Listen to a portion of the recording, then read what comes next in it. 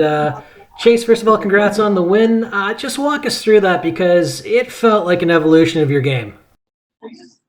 I mean, I went out there and tried to stay calm and poised and do the things I knew that I'm capable of doing, and do the things that I've always wanted to do. and just never pulled the trigger on.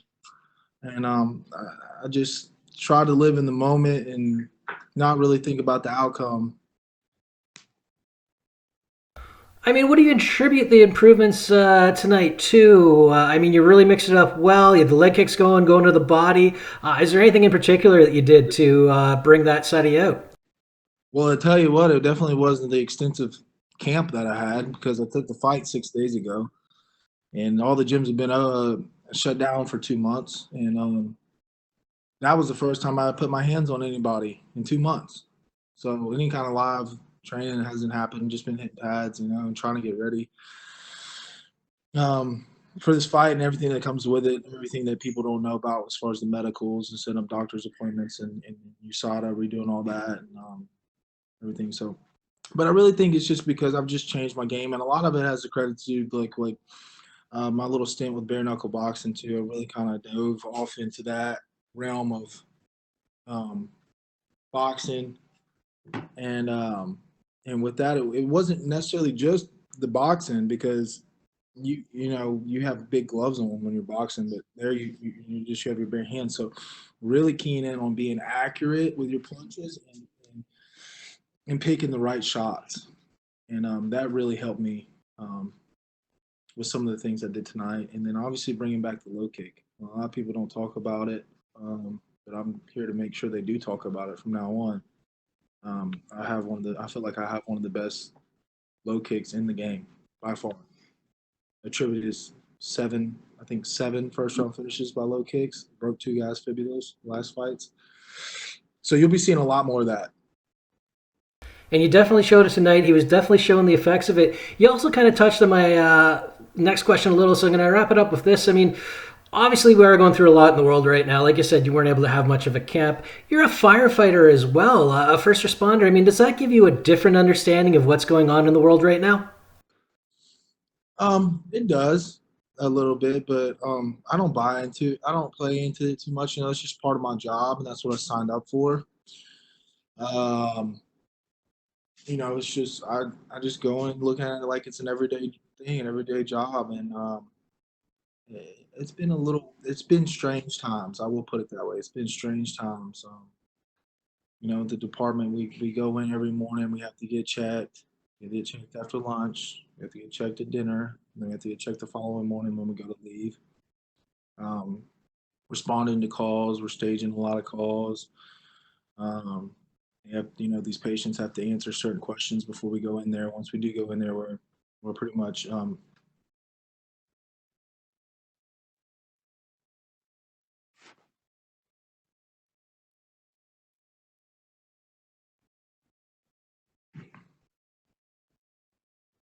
All right, thanks very much, Chase. all right.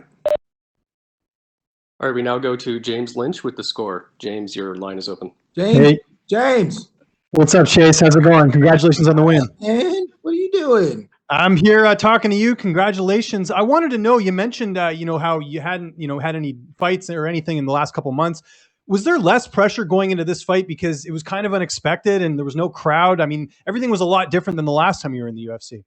Yeah, I mean, I'm trying to attribute it to the fact that I've changed my whole mental state in the game, and I think that's part of it too. But yeah, the no crowd, like I told some of the other reporters, that the no crowd really kind of keep my heart rate, you know, low as far as when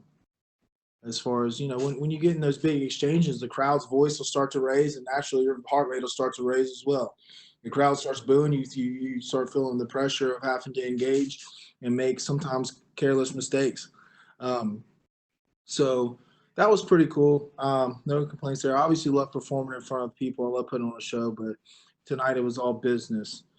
Um, What was the other part of that question? No, that was it. I was pretty much just asking you what your mentality was going into the fight. And kind of, leading off that, Ike is a really tough guy to finish. We saw the iron chin. Were you worried at all about overexerting yourself? Because, he was taking some pretty heavy shots.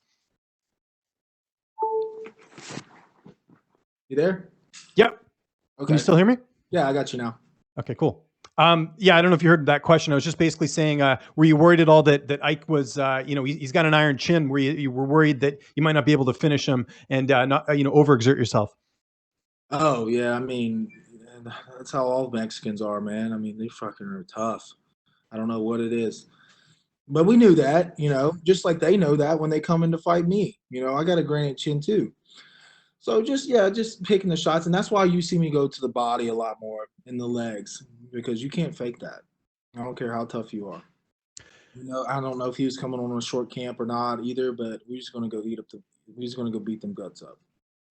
So you start thinking about the body and the legs, then we'll start going up top.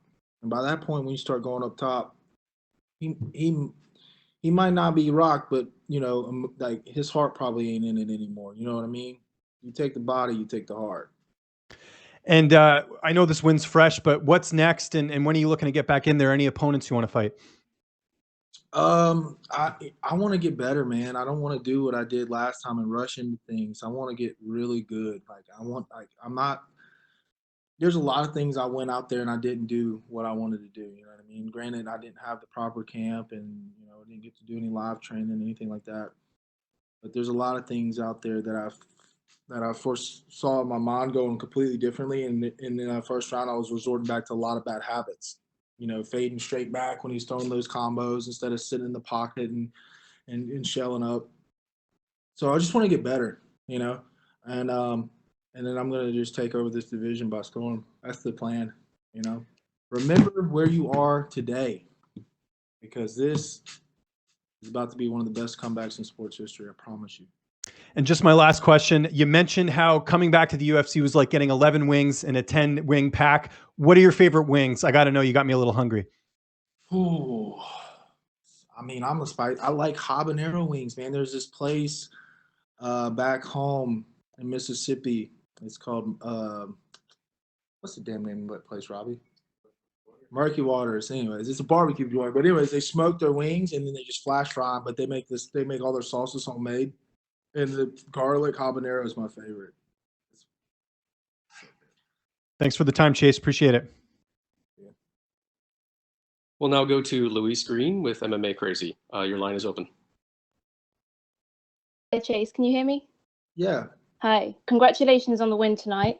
Can you talk a little bit about your return to the UFC and how much it means to be able to get the finish here tonight? The finish wasn't as important as the win. We just want the W, and that's just the cherry on top. And it's really, I feel I'm ecstatic to be here. I really am. I'm just truly blessed. This is like I said before, this is the anniversary 3 years ago when I won my first UFC fight. I standing elbow. And then I go and do the same thing again. So it's kind of cool, you know what I mean? It's just now the path has been set out before me, and now I have to travel it again, but with a new state of mind. I know what to do and what not to do. And this has been obviously short notice for you. How have you remained calm and so focused going into this? Obviously, it's not been normal circumstances for you. Yeah, I haven't had time to let it weigh on my mind. I've been so damn busy, trying to just get ready. I haven't had time, and also it's just I'm in a different state of mind. Like I said, it's not the pressure isn't there anymore because I know that the world isn't over after this. You know what I mean? There's so much more out there, and this is just an opportunity that I'm blessed to have, and I get to go out there and try to enjoy myself and have fun. Whereas before, I just felt like I had to win at all costs, or I'd become irrelevant. So. And you mentioned obviously about your comeback. What do you think of the landscape of the heavyweight division right now, and what do you see in your future? I think until you get into the top 10, it's wide open. I mean, it's wide open. It really is. It really is. I'm not going to sit here and talk bad about my division because there's people who like to trash talk it about, this and that and how there's just not super dominant athletes in it. And there's always a changing of, rankings. But we have very minimal room for error, very little room compared to the other divisions. We're bigger boys, we're stronger. So you'll see that a lot. You'll see a lot of people not going on these super long win streaks. And it doesn't mean that we don't have talent in this division because we do. So, but I do believe that it's wide open until you get into the top 10. 2 or 3 wins and you're in the top 15. Is this for you like a second chapter in your journey in the UFC and your life as a mixed martial artist? That's exactly what it is. That's exactly what it is. Not many people get a second chance at their dream, much less life. This is a second opportunity. This is a second chance for me at life. Do it right this time. All right, thanks for your time. Congratulations. Thanks. Okay, Chase, thank you very much. You're all done. Thank you.